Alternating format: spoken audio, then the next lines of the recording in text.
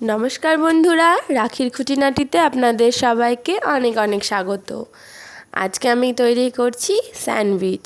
আমরা ছোট কিংবা বড় প্রত্যেকেরই এইরকম খাবার খেতে খুব ভালো লাগে। তাহলে চলুন দেখে নিই। প্রথমে আমি শসা, পেঁয়াজ, টমেটো, কাঁচা লঙ্কা আর ডিমের সাদা অংশটা টুকরো টুকরো করে ছোট করে কেটে নিয়েছি।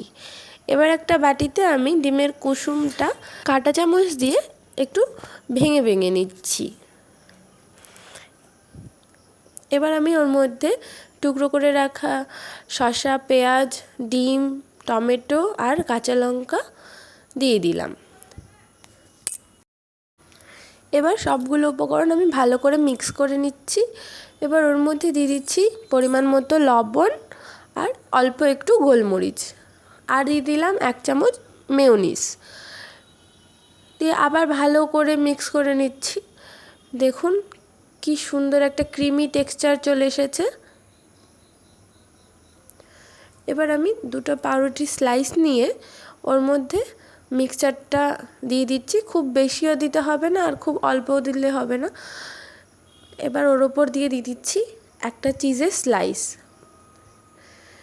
তার উপরে এবার আরেকটা করে পাউরুটি স্লাইস দিয়ে দিলাম। এবার প্যানের মধ্যে আমি বাটারটা গলিয়ে নিলাম। এর ওপরে এবার স্যান্ডউইচটা যে করে রেখেছিলাম সেটা দিয়ে দিলাম।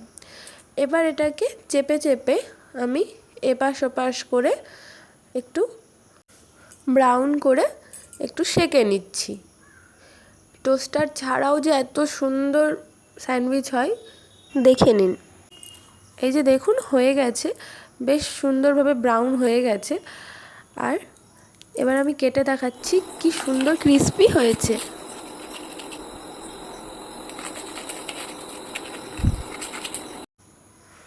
দেখুন আমার স্যান্ডউইচ একদম রেডি হয়ে গেছে।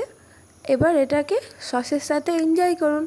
সকালের ব্রেকফাস্ট হোক বা সন্ধ্যার টিফিন, দুটোতেই এই স্যান্ডউইচ কিন্তু দারুণ সুন্দর হবে। তাহলে ভালো লাগলে কমেন্ট করে জানাবেন, আর একটা লাইক করবেন, শেয়ার করবেন, সাবস্ক্রাইব করবেন। ধন্যবাদ।